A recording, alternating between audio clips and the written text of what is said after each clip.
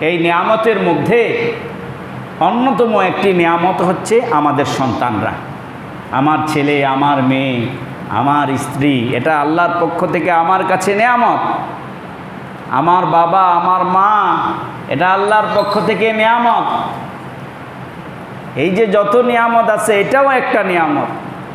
সন্তান সন্ততি একটা নিয়ামত আল্লাহর কাছে থেকে। এই নিয়ামত যাতে সঠিকভাবে পরিচালিত হয়, সঠিকভাবে পরিপালিত হয়, এজন্য আল্লাহ রাব্বুল আলামিন কোরআনে কারিমের বিভিন্ন জায়গায় দিক নির্দেশনা দিয়েছেন। রাসূল সাল্লাল্লাহু আলাইহি ওয়াসাল্লাম পারে হাদিস বর্ণনা করেছেন যে প্রত্যেককে তার অধীনস্থ সম্পর্কে, তার সন্তান সন্ততি সম্পর্কে জিজ্ঞাসা করা হবে। কুল্লুকুম রাঈন ওয়া কুল্লুকুম মাসউলুন আন রাইয়াতিহি। আল্লাহ রাসূল সাল্লাল্লাহু আলাইহি ওয়াসাল্লাম বলেন যে কুল্লুকুম রাঈন, প্রত্যেক ব্যক্তি তার অধীনস্থদের সম্পর্কে জিম্মাদার।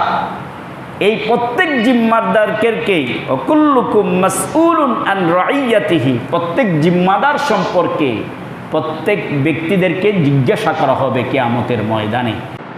এই যে আল্লাহ রাব্বুল আলামিনের বিশেষ রহমত, নিয়ামত, গরমে মানুষের অবস্থা খুবই হাসপাস হচ্ছিল।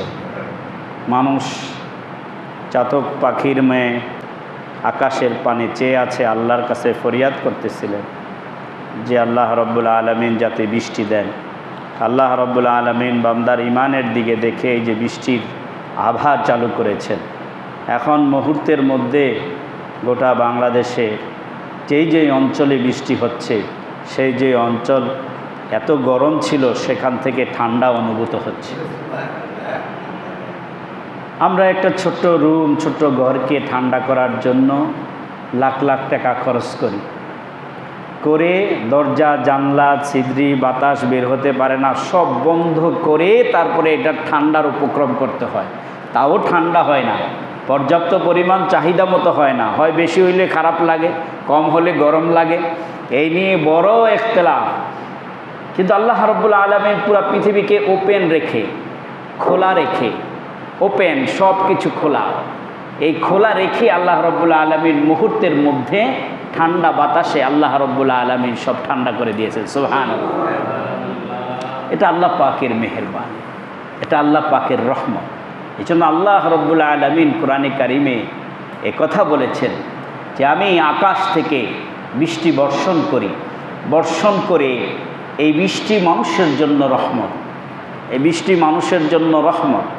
বৃষ্টির মাধ্যমে মৃত জমিন জীবিত হয়, আর ওই মৃত জমিন জীবিত হয়ে সেখান থেকে ফল ফুল, ফলমূল, শস্য দানা বের হয়, যেগুলো খেয়ে পাক পাখালি মানুষসহ সমস্ত আমার সৃষ্টিরা বেঁচে থাকে। তো আল্লাহ রাব্বুল আলামিনের মেহেরবানি।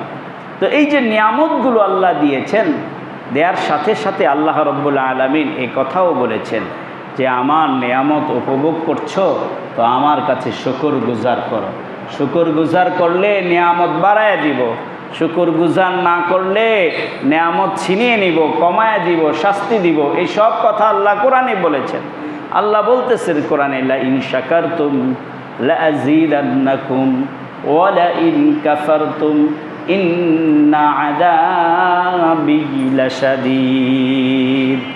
আল্লাহ রাব্বুল আলামিন বলেন, লা ইন শাকারতুম, যদি তোমরা শুকরিয়া আদায় করো, লা ইন শাকারতুম লা আযীদান্নাকুম, তাহলে আমি তোমাদেরকে আমি আমার নিয়ামতকে বাড়াইয়া দিব। ওয়া লা ইন কাফারতুম, আর যদি অশুকরিয়া করো, কুফরি করো, অস্বীকৃতি জানাও, ইন্না আযাবি লাশাদীদ, তাহলে আমি তোমাদেরকে কঠিন আযাবে গ্রেফতার করব, অর্থাৎ তোমাদের নিয়ামত ছিনিয়ে নেব। এই জন্য অসংখ্য নিয়ামত দিয়ে আল্লাহ আমাদেরকে ভরে রেখেছেন, নিয়ামত গণে শেষ করতে পারবো। এটাও আল্লাহ বলে দিয়েছেন কোরআনে যে আমার নিয়ামত গণতে চাইলে গণে শেষ করতে পারবা না। তো ওয়া ইন তাউদ্দু নি'মাতাল্লাহি লা তুহসুহা, যে আমার নিয়ামত যা আছে, যা দিয়েছি সব কিছু নিয়ামত তোমরা গুণে শেষ করতে পারবে না। ওয়া ইন তাউদ্দু নিয়ামাতাল্লাহ, যদি তোমরা আমার নিয়ামত গণনা করো, লা তুহসুহা, তাহলে গুণে শেষ করতে পারবে না গুণে। এই নিয়ামতের মধ্যে অন্যতম একটি নিয়ামত হচ্ছে আমাদের সন্তানরা, আমার ছেলে, আমার মেয়ে, আমার স্ত্রী। এটা আল্লাহর পক্ষ থেকে আমার কাছে নিয়ামত। আমার বাবা, আমার মা, এটা আল্লাহর পক্ষ থেকে নিয়ামত। এই যে যত নিয়ামত আছে এটাও একটা নিয়ামত। সন্তান সন্ততি একটা নিয়ামত আল্লাহর কাছে থেকে।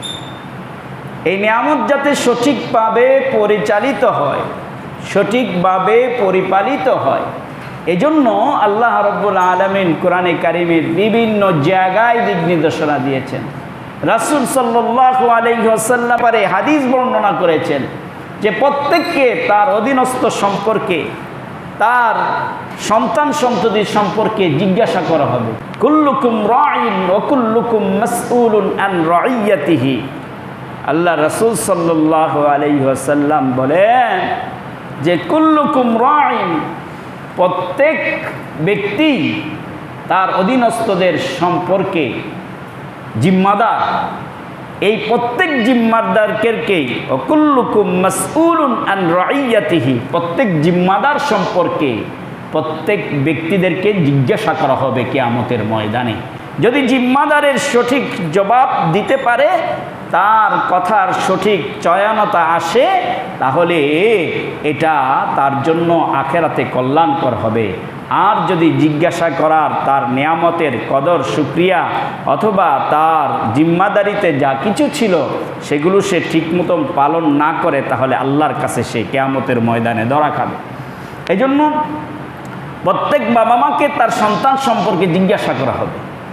যারা ঘরের দায়িত্বশীল আছে, দেশের যারা দায়িত্বশীল আছে, তো প্রেসিডেন্টকে তার জনগণ সম্পর্কে জিজ্ঞাসা করবে যে জনগণ কি তুমি সৎ কাজের আদেশ করেছ, অসৎ কাজকে নিষেধ করেছ, নামাজ আদায় করতে বলেছ, সৎ পথে চলতে বলেছ, সঠিক হালাল আহার করতে বলেছ, এগুলো সম্পর্কে নেতাকে জিজ্ঞাসা করো।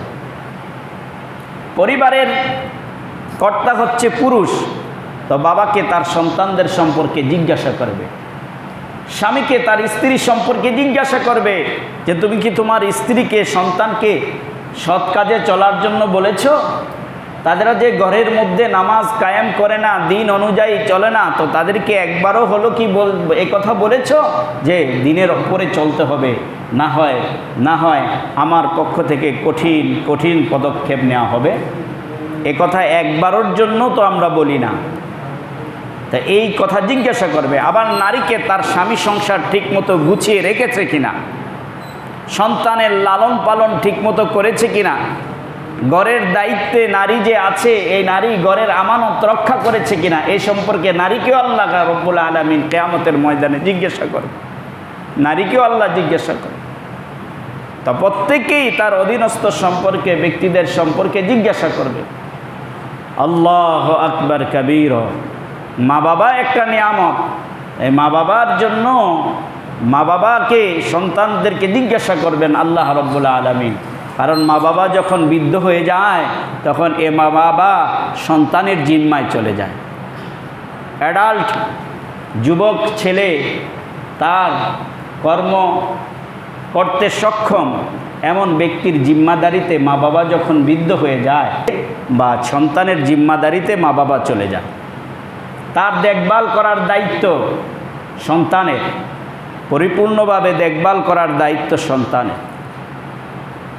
এটা যদি কোনো সন্তান না করে, মা বাবার দেখাশোনা না করে, মা বাবার সাথে সদ্ব্যবহার না করে, তাহলে সন্তান আল্লাহর আদালতে অপরাধী হিসাবে সাব্যস্ত হবে। এই জন্য আল্লাহ রাব্বুল আলামিন রাসূলুল্লাহ সাল্লাল্লাহু আলাইহি ওয়াসাল্লামের মাধ্যমে একথা জানিয়েছেন যে পৃথিবীতে কয়েকটি গুনাহ, মস্ত বড় গুনাহ আছে, কবিরা গুনাহ। তো মুহাদ্দিসিনে কিরাম অনেক কবিরা গুনার বলেছেন। রাসূলুল্লাহ সাল্লাল্লাহু আলাইহি ওয়াসাল্লাম বলেছেন কবিরা গুনার শাখা প্রশাখা অনেক বেশি, কিন্তু তার মধ্যে একেবারে সবচেয়ে বড় দুটি গুনাহ হচ্ছে একটি হচ্ছে আল্লাহর সাথে শিরিক করা, আরেকটি হচ্ছে মা বাবার সাথে অসৎ ব্যবহার করা। মা বাবার সাথে অসৎ ব্যবহার করা, এটা আমাদের আজকাল বর্তমান সময়ে এই বিষয়টা নিয়ে মানে কি যে একটা অবস্থা তৈরি হয়েছে। বর্তমান সময়ে সম্প্রতি ঘটে যাওয়া এক বৃদ্ধা মায়ের ঘটনা সোশ্যাল মিডিয়ায় এসেছে।